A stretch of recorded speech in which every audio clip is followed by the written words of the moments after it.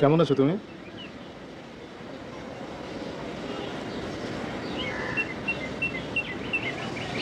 আমি ভালো না। বসো বসো। দেখো, মানুষের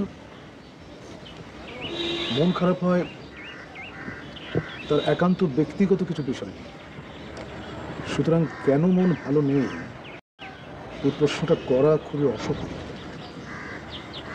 আপনি এত গুণী কেন? গুণী? আমি? তা নয়তো কি? আপনি কি চমৎকার একটা নার্সারি করেছেন। আপনি ফুল আর বৃক্ষ সম্পর্কে কত কিছু জানেন, কত পড়াশোনা করেছেন। ক্লাসিক্যাল মিউজিকের প্রতি আপনার কি অসীম আগ্রহ। আপনি আপনি কি চমৎকার করে কথা বলেন। আচ্ছা, একটা মানুষের ভেতরে এতগুলো গুণ থাকাটা কি ঠিক? দেখো, আমি সুনির্দিষ্ট কিছু কাজ করি, যা করতে আমার ভালো লাগে, অথবা যা করা প্রয়োজন, অথবা আমার নেশা, আমি তাই করি। তার মধ্যে কোনো কোনো কাজকে তুমি গুণ হিসাবে চিহ্নিত করলে, সুতরাং আমি গুণী না খুনি তার দায় এবং কৃতিত্ব কিন্তু তোমার।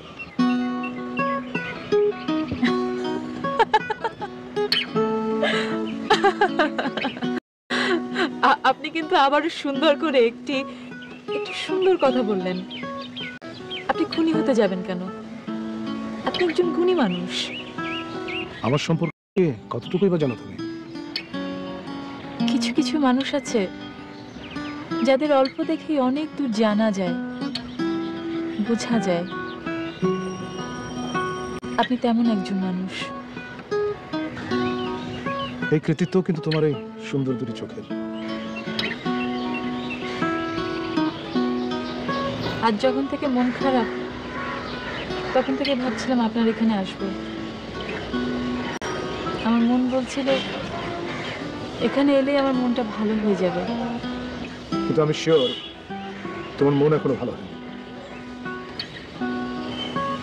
আপনার জানাটা ঠিক নয়, আমার মন ভালো হয়ে গেছে। গুড। কিন্তু কেন মন খারাপ হয়েছিল কারণটা জানো? জানি।